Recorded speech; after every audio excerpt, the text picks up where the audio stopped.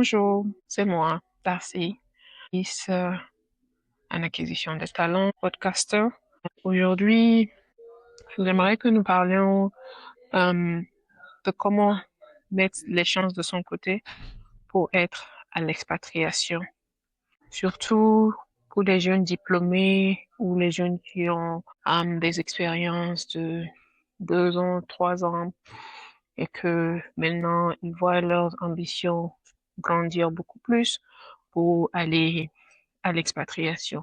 Je suis à l'expatriation maintenant, ça fait pratiquement 4 ans, mais surtout, mon objectif dès le départ, je savais ce que je voulais. Donc, quand vous finissez l'université, il est très important de se poser certaines questions, voir qu'est-ce que vous voulez faire, quel est votre objectif final. C'est à travers ça maintenant que vous allez vous mettre à la recherche de tout emploi qui peut vous permettre d'avoir ou pour de réussir ce rêve que vous avez, qui est de partir à l'expatriation.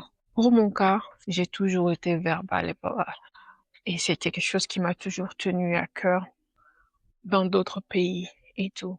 Mais je savais pas comment y accéder. Et donc, vous allez voir que il y a certaines rencontres dans votre vie, c'est pas par hasard. Donc, il faut être très, très ouvert d'esprit quand vous créez un réseau d'amis. C'est toujours important. Il y a 10 ans de suite, j'ai été dans plus au Rotaract, où j'ai créé beaucoup de liens et tout. Il y a 6 ans ou 7 ans de cela, j'ai été aussi dans l'entrepreneuriat.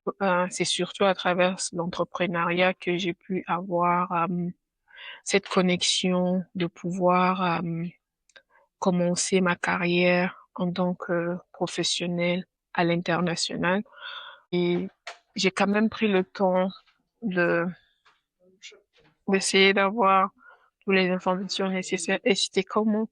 C'était à travers le programme de jeunes volontaires de l'Union africaine.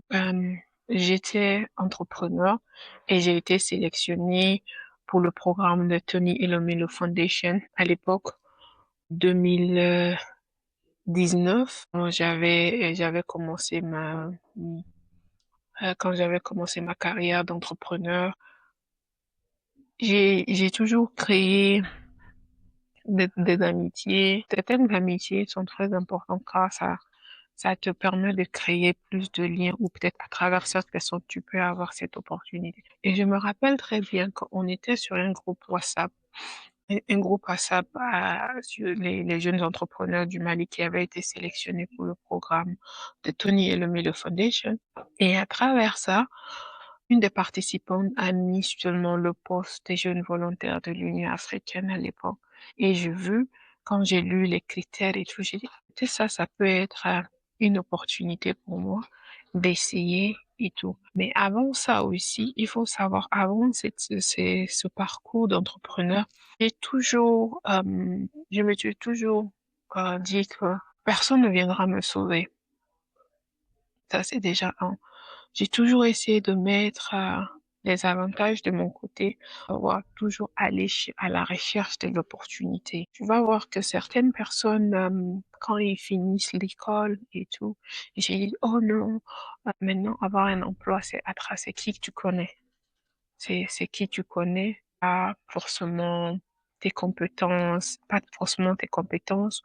ou ton diplôme. Parce qu'en général, ce que les gens oublient, surtout quand tu es à la recherche d'emploi, ce truc-là de ta tête où tu te dis que c'est pas mes diplômes qui vont m'obtenir ce job, mais c'est qui je connais. C'est vrai que dans la plupart du cas, ça existe, je n'en disconviens. Mais dis-toi aussi que ça ne te coûte rien d'essayer. Ça ne te coûte rien d'aller sur les plateformes. Par exemple, quand j'étais au Mali, j'ai toujours fouillé le website de ANPE. Et quand même, je travaillais au Mali en tant que RH pour une société. On publiait même nos posts sur le site web de l'ANPE. Mon premier travail que j'ai eu en 2014 et 2016 à travers les postes de l'ANPE où je regarde et tout, je postule ou même je vais même déposer ma candidature physique et tout.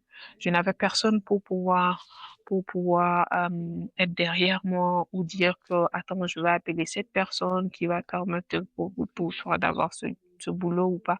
C'est vrai que à travers les stages peut-être que j'ai eu et tout, et sur mon CV, quand il arrive à faire les références, au moment de vérifier tes références, ça peut être aussi une porte d'ouverture. Mais d'ores et déjà, ne te limite pas au fait de te dire toujours que pour avoir un emploi au Mali, c'est qui tu connais, pas ton diplôme.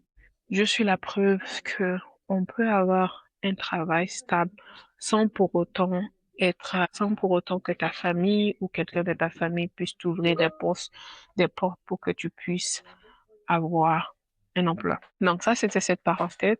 Et donc, la parenthèse dont je suis en train de dire ici, c'est que donnez-vous toutes les chances.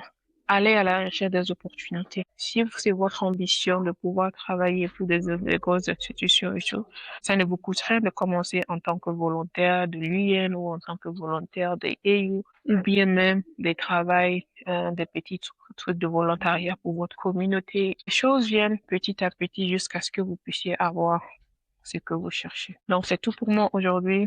C'est ma plateforme sur YouTube et aussi sur LinkedIn. À bientôt. Bye.